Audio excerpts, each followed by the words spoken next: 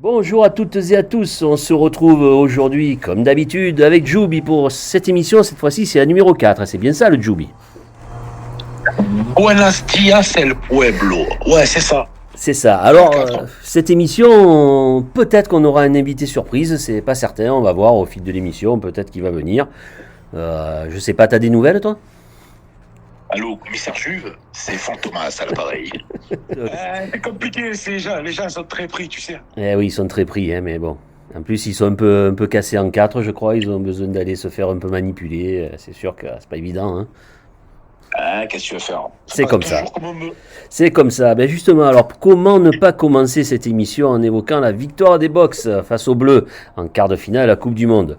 Bon, en fait, on a perdu contre plus fort. Il n'y a pas grand-chose à dire. On rend l'antenne. Qu'est-ce que t'en penses? La première chose qui me vient à l'esprit, là, c'est « et ta sœur ». Et t'as- Après, tu vois, parce que très clairement, sur ce match-là, il n'était pas plus fort que nous. Ah, Non, il n'était pas plus fort que nous, tu vois. Donc, toi, après l'Irlande qui était invincible, maintenant, c'était les Bocs qui étaient plus forts que nous. C'est pas mal, c'est pas mal, c'est pas mal. Vivement Roland Garros que tu parles d'un truc que tu maîtrises. Non, concrètement, enfin, il faut commencer par dire bravo à l'équipe des Box. Pas que je sois le garçon le plus fair-play du monde. À un moment donné, l'histoire, elle retient que la gagne et le nom des vainqueurs. Mais bravo parce que ils se sont jamais levés de devant. Ça, on le savait.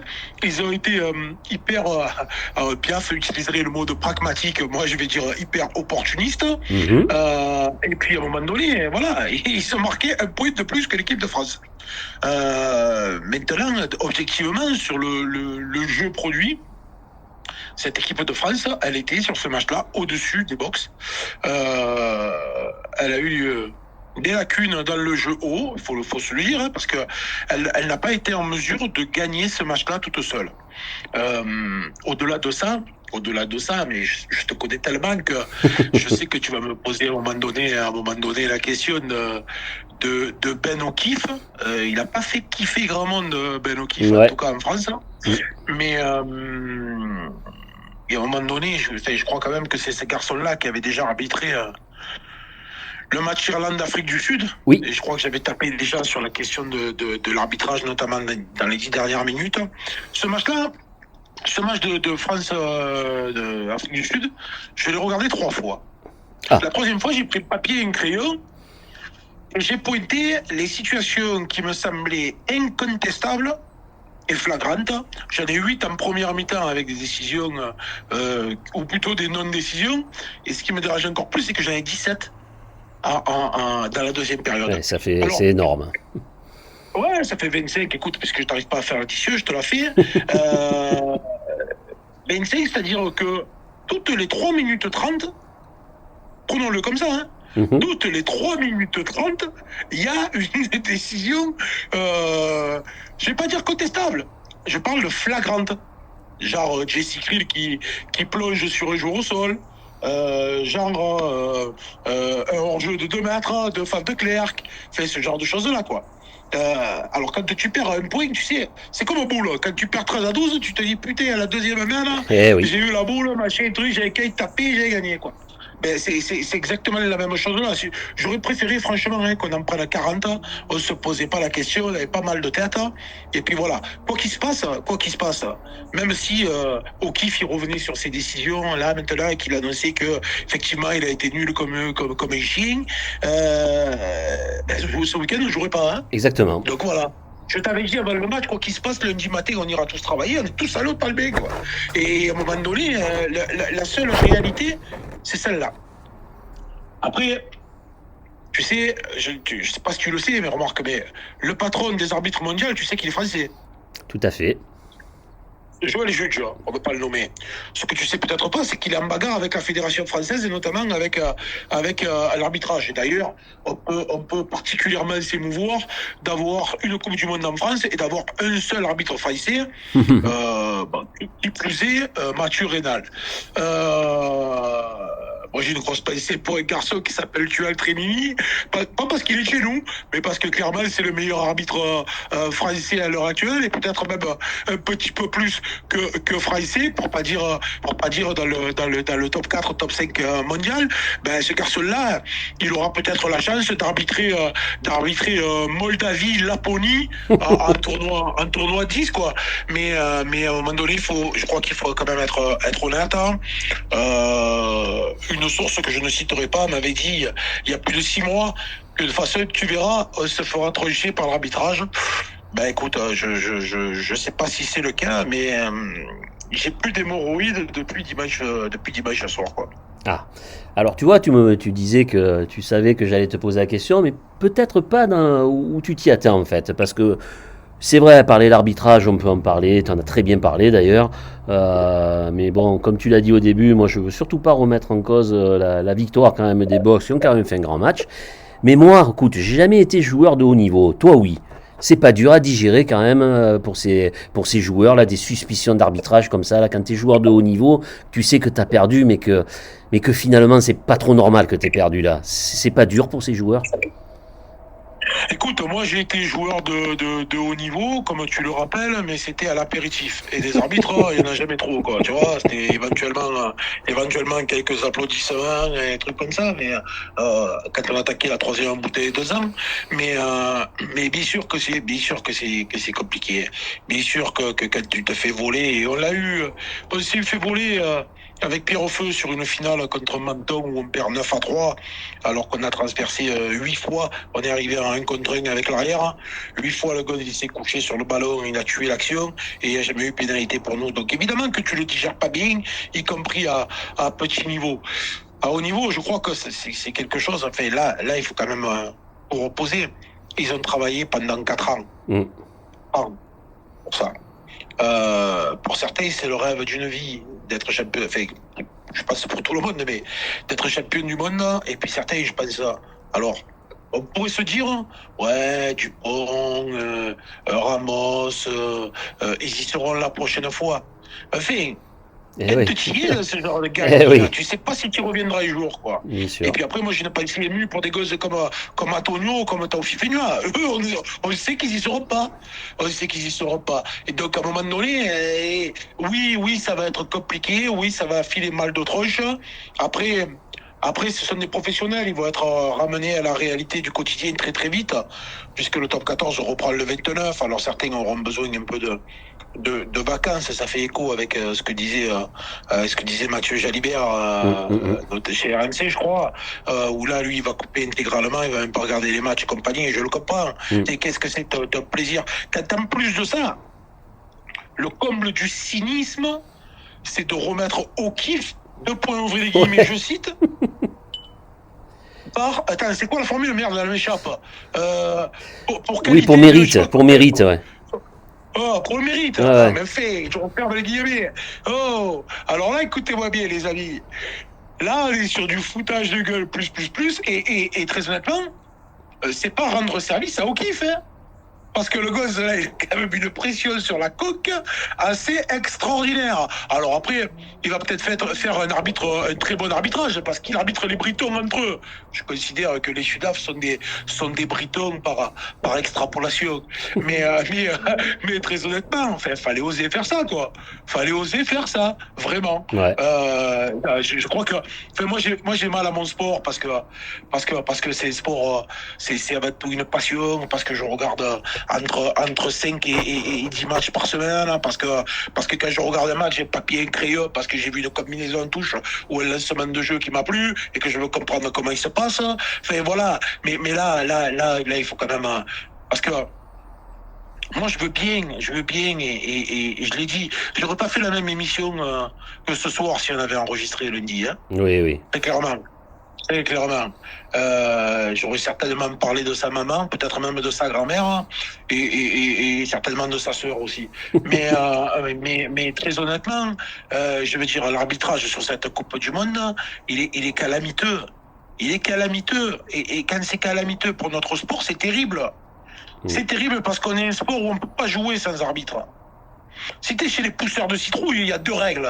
T'as pas le droit de prendre le ballon à la main et t'as pas le droit de tacler et de pied décoller.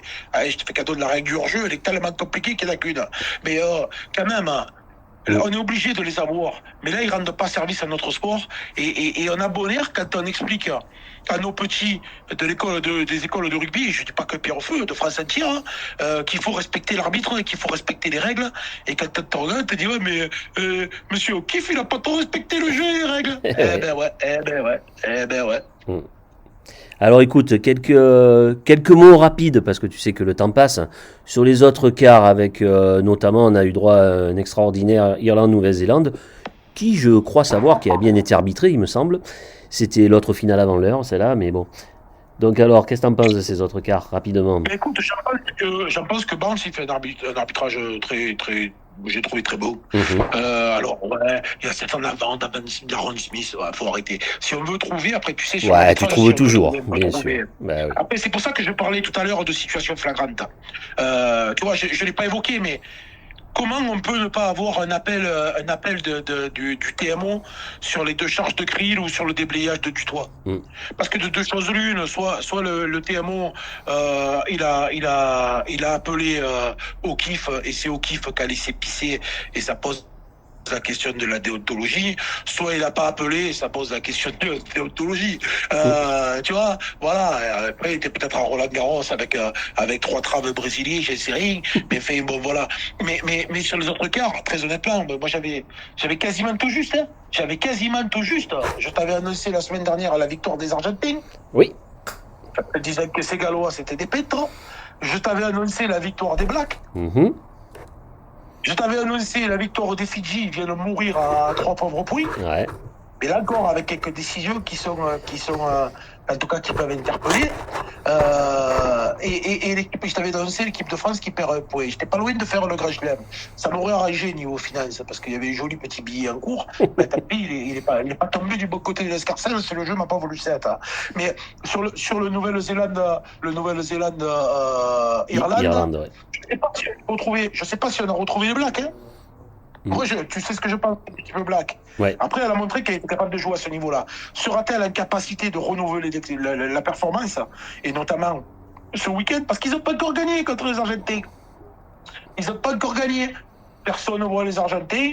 Moi, je dis que les Argentins, ils peuvent faire quelque chose et ils peuvent leur casser les valseuses quasiment un an, jour pour jour, après les avoir battus pour la première fois. Mais est-ce qu'ils sont en capacité de renouveler ce truc, cette performance-là? Moi, je reste dubitatif et extrêmement excité par cette demi-finale-là. De l'autre côté, la demi-finale de l'Angleterre, écoute-moi bien, voilà, 40 points d'écart. Ça va? Eh ben, je prends. S'il y a un arbitrage normal, il n'y a pas de tour de passe-passe et compagnie, 40 points d'écart avec l'Afrique du Sud qui va les violenter. Je prends. Il nous ferait donc naturellement une demi-finale. Non, pardon. Une finale qui pourrait être merveilleuse, un remake de 95 entre les Blacks et l'Afrique du Sud. Mais moi, je mets mis sur Argentine-Afrique du Sud en finale. Bon, je sais que tu es donc, si on a bien compris, tu es resté dubitatif sur cette demi. Elle est pas mal celle-là. Hein. Complètement, je l'ai fait 1 milliard de fois. Mais tu sais pourquoi je pense à l'Argentine? Parce qu'elle pueblo unido jamás será vencido. Et là, il y a toute la patrie, ils y sont tous là. Même Diego, même tout le monde, même les Maccabées, ils sont de retour. Ça, c'est tout le monde se lève, ça c'est sûr.